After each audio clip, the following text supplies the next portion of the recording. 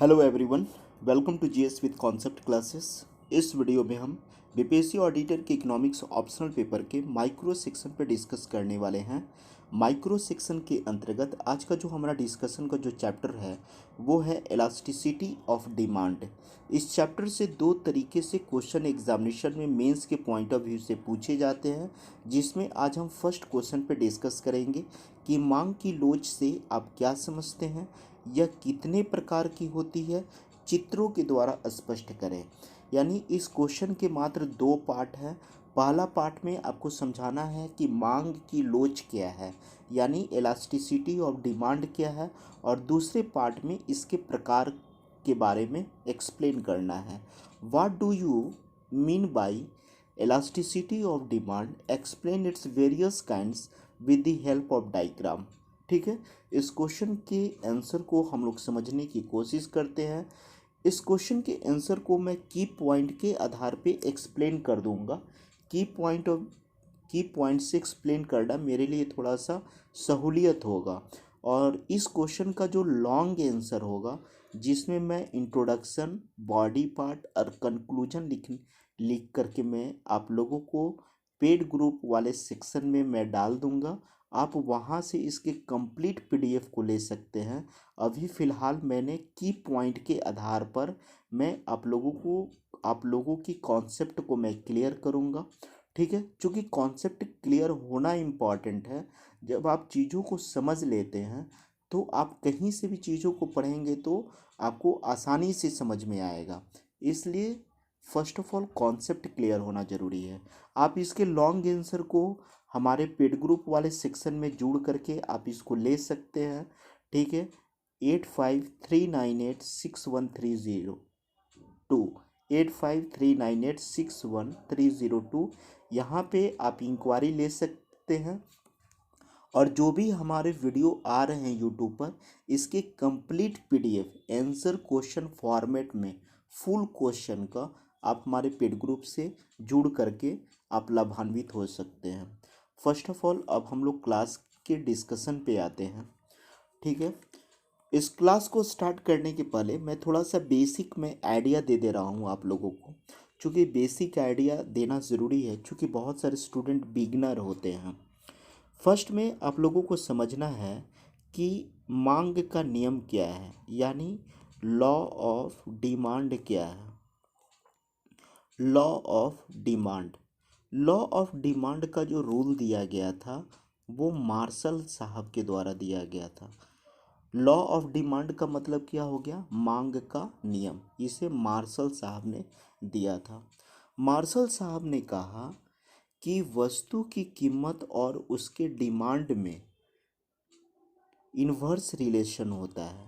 कहने का मतलब है P is a proportional to 1/2, reverse proportional. यानी जैसे जैसे किसी वस्तु की प्राइस को हम बढ़ाएंगे, उस वस्तु का जो डिमांड होगा वो घटेगा। ठीक है, अगर हम वस्तु की प्राइस को घटाएंगे तो उस वस्तु का जो डिमांड है बढ़ेगा। यही लॉ ऑफ डिमांड है। यही क्या है, लॉ ऑफ डिमांड है कि अगर हम वस्तु की प्राइस को बढ़ाएंगे तो वस्तु का जो डिमांड है वो घटेगा। अगर हम वस्तु की प्राइस को घटाते हैं तो वस्तु का डिमांड बढ़ेगा। और ये आज भी प्रासंगिक है और फ्यूचर में भी रहेगा। ये रूल हमेशा काम करेगा।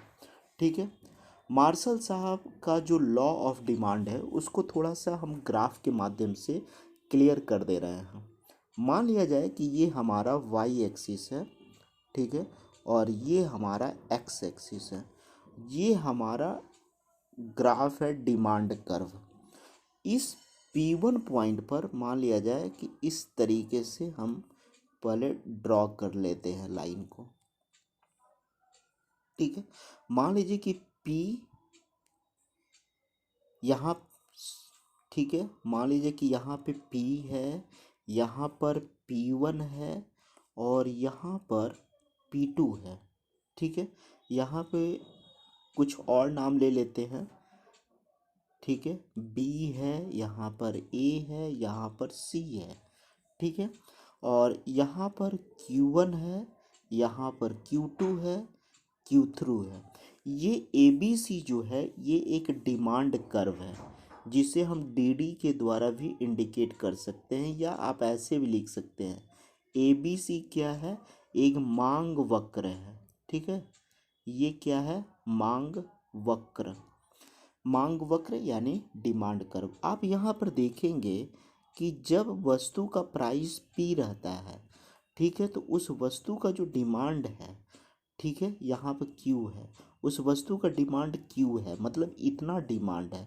जब वस्तु का प्राइस P से बढ़ करके P2 पे हो जाता है, यानी इसकी जो कीमत है, वस्तु का कीमत बढ़ जाता है, तब आप जब यहाँ से लाइन को आप ड्रॉ करेंगे और इस लाइन को सीधे आप यहाँ पे लाएंगे, मोटी वाली जो लाइन है, तो यहाँ पे Q1 क्या हो गया, इसकी डिमांड घट गई।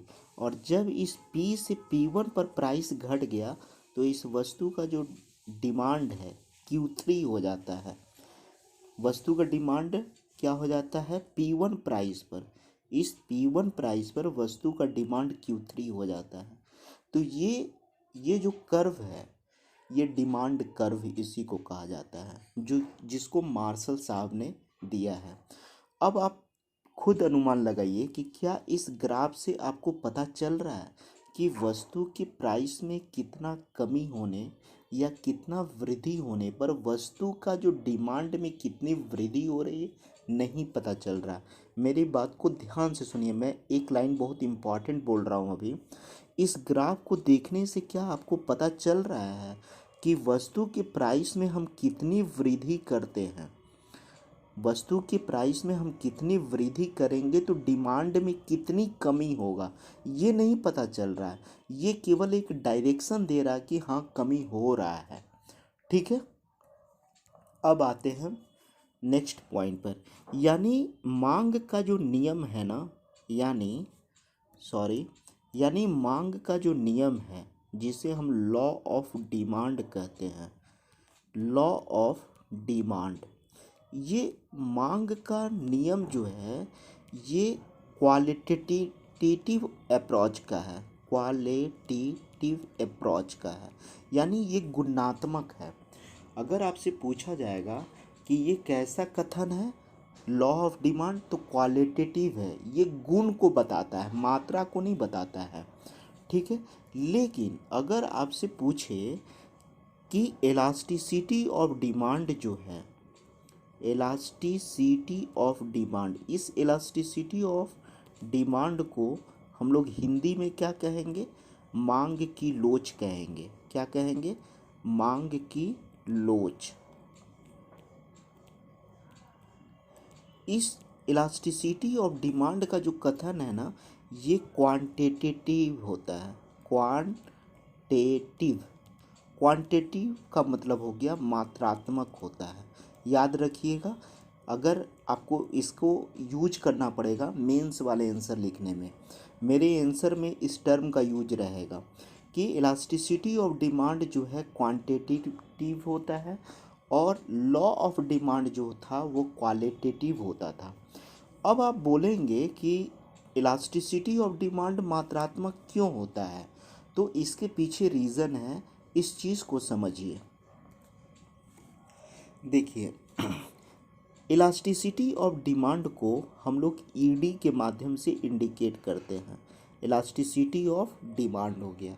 इलास्टिसिटी ऑफ डिमांड का एक बहुत ही पॉपुलर फार्मूला है, उस फार्मूला को आप लोग रट लीजिएगा। यहाँ पर मैं लिख देता हूँ बिल्कुल क्लियर शब्दों में। इसका फार्मूला होता है वस्तु की, और यहीं से पूरी कॉन्सेप्ट क्लियर होने वाली है आपकी, वस्तु की मांगी गई, है ना, वस्तु की मांगी गई मात्रा में, वस्तु की मांगी गई मात्रा में अनुपातिक परिवर्तन।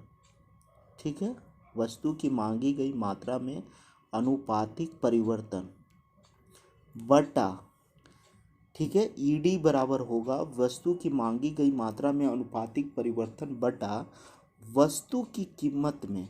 ठीक है, वस्तु की कीमत में अनुपातिक परिवर्तन। थोड़ा सा पैसेंस रखिए, उसके बाद हम मेन टॉपिक पे आते हैं। अनुपातिक परिवर्तन, ठीक है।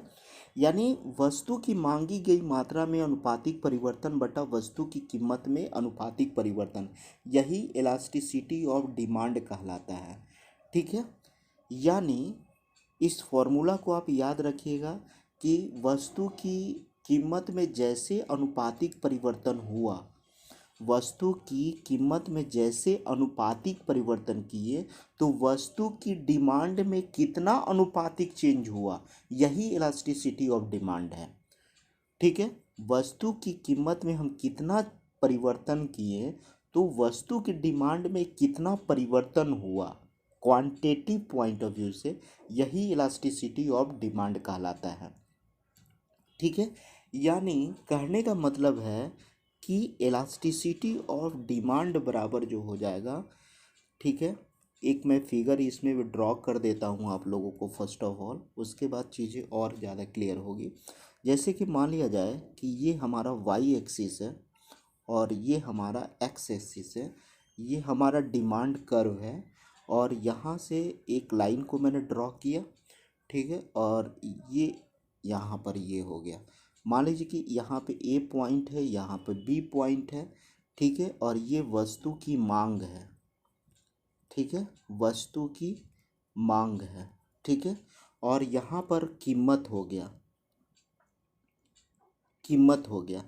तो मान लिया जाए कि यहाँ से यहाँ तक प्राइस में जब कमी आएगा तो मान लीजिए कि हम इसके डेल्टा पी इंडिकेट करते हैं, माइनस डेल्टा पी, मतलब प्राइस में माइनस डेल्टा पी डिक्रीमेंट हुआ, और यहाँ पे क्वांटिटी में डब्ल्यू क्यू बढ़ोतरी हुआ। यानी वस्तु के प्राइस में, अगर वस्तु के प्राइस में P2 से अगर हम P1 पे आते हैं, कमी होता है, तो वस्तु की मात्रा में जो चेंजिंग हुआ उसी को हम लोग इलास्टिसिटी ऑफ डिमांड कहेंगे। यानी इलास्टिसिटी ऑफ डिमांड बराबर डेल्टा क्यू अपॉन क्यू बटा डेल्टा पी अपॉन पी, ठीक है। यही है हमारा इलास्टिसिटी ऑफ डिमांड।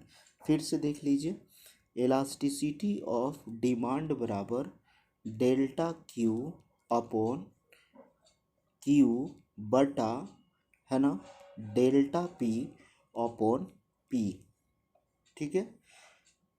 यानी वस्तु की मांग में जो परिवर्तन हुआ, उस वस्तु की मांग में जो परिवर्तन हुआ, और ये आरंभिक मांग है, ठीक है। और ये वस्तु की प्राइस में जो चेंजिंग हुआ, और ये हमारा प्रारंभिक कीमत है। तो इस चीज़ के आधार पर ही हम लोग इलास्टिसिटी ऑफ डिमांड को निकालते हैं, ठीक है। यहाँ तक कोई दिक्कत नहीं होनी चाहिए। अब हम लोग आते हैं मेन टॉपिक पर, ठीक है। डिफिनीशन को मैं समझा दिया हूँ, ठीक है, यहाँ तक कोई दिक्कत नहीं है। टाइप्स की मैं बात कर रहा हूँ। टाइप्स कितने तरीके के होते हैं, तो ये 5 तरह के होते हैं, ठीक है। ये 5 तरीके के होते हैं। मान लिया जाए कि सापेक्षता लोचदार मांग, रिलेटिव इलास्टिक डिमांड क्या होगा, यहाँ पर Q1 आप लोग लिख लीजिएगा, P1 होगा, ठीक है। तो सापेक्षता लोचदार मांग तब होगा जब डेल्टा क्यू बटा Q1, ठीक है, डेल्टा क्यू बटा Q1 is greater than delta P upon P1, ठीक है। डेल्टा क्यू क्या है, इस Q2 Q1 के बीच का डिफरेंस डेल्टा क्यू हो गया, और P2 P1 के बीच का जो डिफरेंस हो गया डेल्टा पी हो गया। यानी वस्तु के प्राइस में जब हम डेल्टा पी चेंजिंग करते हैं, वस्तु के कीमत में जब डेल्टा पी चेंजिंग करते हैं, तो वस्तु की मात्रा में कितना चेंजिंग हुआ, तो अगर ये ग्रेटर हो जाता है, यानी delta Q upon Q1 is greater than delta P upon P1 हो जाता है, तब हम कहेंगे कि ये सापेक्षता लोचदार मांग है। और इसमें इलास्टिसिटी का जो वैल्यू होता है ना, E इज ग्रेटर देन 1 होता है, ठीक है। तो ये क्लियर हो गया, ठीक है। कोई भी चीज़ एक बार में 100% समझ में नहीं आती है। ठीक है, अब सेकंड पॉइंट पे हम लोग चलते हैं। सापेक्षता बेलोचदार मांग। सापेक्षता बेलोचदार मांग में क्या होगा कि इलास्टिसिटी का जो वैल्यू होगा लेस देन 1 होगा, ये लेस देन 1 होगा।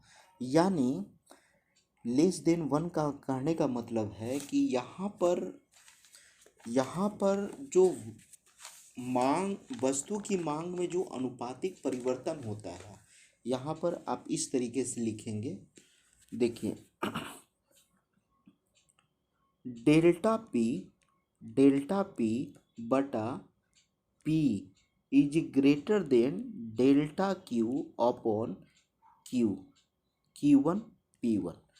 अगर ये कंडीशन रहेगा तब हम कहेंगे कि सापेक्षता बेलोचदार मांग है। ठीक है, अब बोलेंगे कि डेल्टा पी क्या हो गया, तो डेल्टा पी यहाँ पर है P2 और P1 प्राइस के बीच का अंतर है, और डेल्टा क्यू क्या हो गया, ये Q2 और Q1 के क्वांटिटी के बीच, मात्रा के बीच का डिफरेंस है। अगर ये हो जाता है तब हम कहेंगे कि ये सापेक्षता बेलोचदार मांग है। एक चीज़ आप यहाँ पर गौर करेंगे, यहाँ पर गौर करने वाली बात ये है कि जैसे कि मैं बोला यहाँ पर कि यहाँ पर delta P upon P is A greater than delta Q upon Q.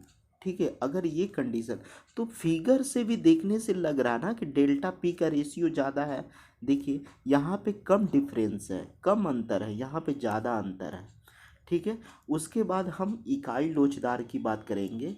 इकाई लोचदार में क्या होता है, इसको भी हम लोग फॉर्मूला के माध्यम से देख लेंगे कि डेल्टा पी अपॉन पी, यानी वस्तुओं के प्राइस में जो चेंजिंग हुआ है, यहाँ पर वस्तु के प्राइस में चेंजिंग हुआ ना, यहाँ पर ही तो डेल्टा पी है ना।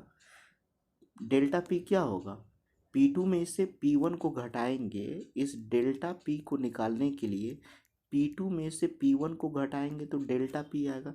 अगर ये बराबर हो जाता है WQ/Q से, ठीक है, और WQ क्या हो गया, ये जो है WQ का मतलब क्या हो गया, इसका मतलब हो गया, यहाँ पर मैं लिख देता हूँ Q2 माइनस Q1, यानी पहली वस्तु की मात्रा से अगर दूसरी वस्तु की मात्रा को अगर घटा देंगे तो ये जो इसमें से जब इसको घटाएंगे तो यही हो जाता है डेल्टा क्यू। ठीक है, यानी कहने का मतलब है कि लोचदार मांग में जो है वो delta P upon P is equal to delta Q upon Q है। तो ये वस्तु जो है पूर्ण रूप से लोचदार है। दो कंडीशन और है इसमें। मान लिया जाए कि पूर्णतः बेलोचदार मांग में परफेक्टली इन इलास्टिक डिमांड में क्या होगा कि वस्तु की प्राइस में जैसे चेंजिंग होता है, यानी P2 से जैसे हम P1 पर बढ़ते हैं, इसमें प्लस डेल्टा P की चेंजिंग आती है, लेकिन वस्तु की डिमांड में कोई चेंजिंग नहीं आ रहा है। देखिए यहाँ पर Q1 बराबर भी 100 है और Q2 बराबर भी 100 है। ठीक है, Q1 और Q2 बराबर 100 है, यानी कहने का मतलब है कि प्राइस के चेंजिंग होने से वस्तु की डिमांड में कोई परिवर्तन नहीं हो रहा है। यानी कहने का मतलब है कि डेल्टा क्यू अपॉन क्यू बराबर 0 होगा कि नहीं होगा। अब आप बोलेंगे डेल्टा क्यू क्यों होगा, क्योंकि ये Q2 माइनस Q1 होता है, तो दोनों तो 100 है ना, दोनों तो 100 है, तो 100 में से 100 घटाइएगा तो 0 नहीं होगा, 0 हो जाएगा।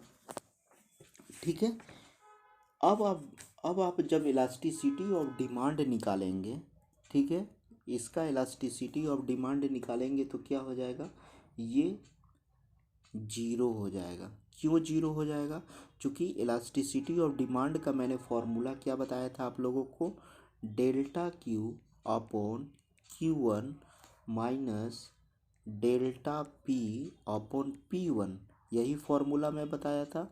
और डेल्टा क्यू अपॉन Q1 यहाँ पे कितना है, delta Q upon Q one यहाँ पर जीरो है, जीरो में अगर डेल्टा पी अपन पी वन से अगर डिवाइड कीजिएगा तो इलास्टिसिटी जीरो नहीं होगा, होगा ना। फिर से 1 मिनट का मैं और टाइम दे रहा हूँ। इलास्टिसिटी ऑफ डिमांड बराबर क्या मैंने फॉर्मूला बताया था, delta Q upon Q one बटा delta P upon P one, ठीक है, यही बताया था। यहाँ पे delta Q upon Q one का वैल्यू कितना हो जाता है, जीरो, जीरो बटा delta P upon P one, यानी इलास्टिसिटी का वैल्यू कितना हो गया, ये जीरो हो गया, इलास्टिसिटी बराबर जीरो। कभी कभी क्या होता है, कभी कभी होता है कि वस्तु की प्राइस में कोई चेंजिंग नहीं होने के बावजूद भी, वस्तु की प्राइस में कोई चेंजिंग नहीं होने के बावजूद भी वस्तु की मात्रा में परिवर्तन हो जाता है, वस्तु की जो डिमांड है, जो मांग है, उसमें परिवर्तन हो जाता है। यानी आप यहाँ पर ध्यान से समझेंगे कि डेल्टा पी अपॉन पी का जो वैल्यू होगा वो क्या हो जाएगा, जीरो हो जाएगा। चूँकि डेल्टा पी बराबर क्या है, P two minus P one है, डेल्टा पी अगर निकालना होगा तो P two minus P one निकले, और यहाँ पर पी से डिवाइड करेंगे तो ये जीरो होगा कि नहीं होगा, ठीक है, ये ठीक है। यहाँ तक कोई दिक्कत नहीं होनी चाहिए आप लोगों को।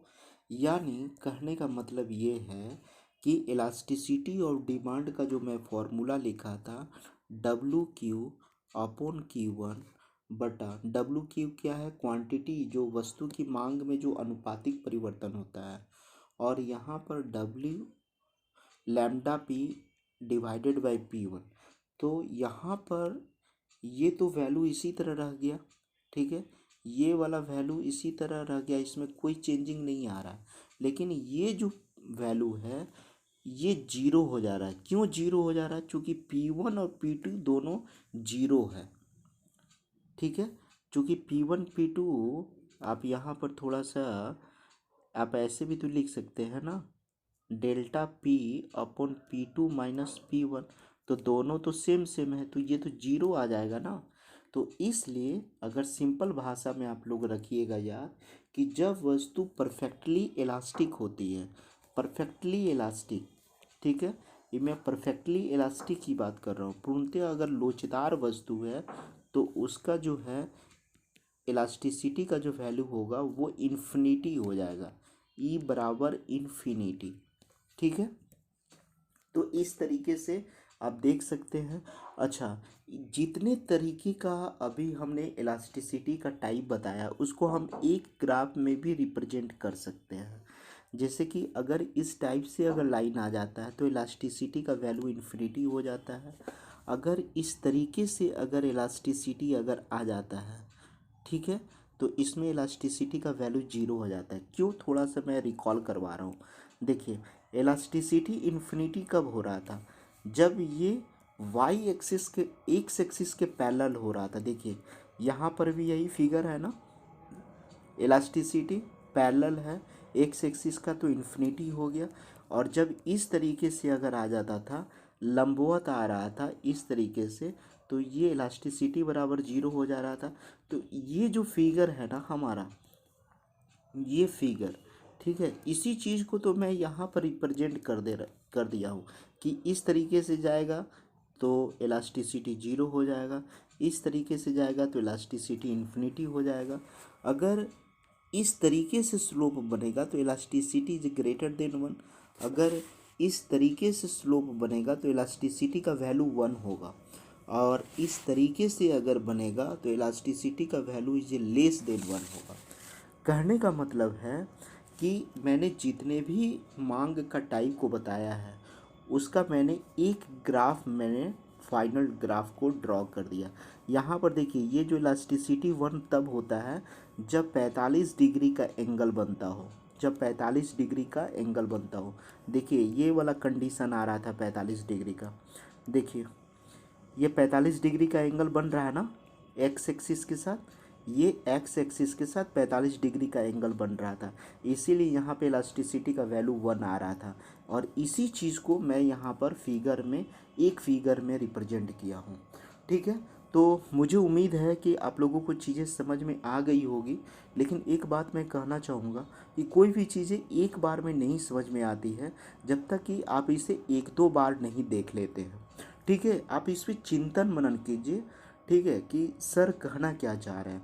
और एक चीज़ है, आप लोग फीडबैक नहीं देते हैं, फीडबैक मुझे दीजिए और तो मुझे लगेगा कि नहीं, मेरा समझाया हुआ सफल हो रहा है। क्योंकि मैं बहुत दिल से समझाता हूँ और मेरी कोशिश होती है कि मेरा जो भी स्टूडेंट है, जो भी हमारे व्यूअर, जो भी हमारे फ्रेंड हैं, जो भी वीडियो देखते हैं, उनको चीज़ें 100% समझ में आए। मेरी ये कोशिश होती है। तो आप लोग अपनी प्रतिक्रिया ज़रूर देंगे। ठीक है, फिर हम लोग मिलते हैं नेक्स्ट वीडियो में। Thank you.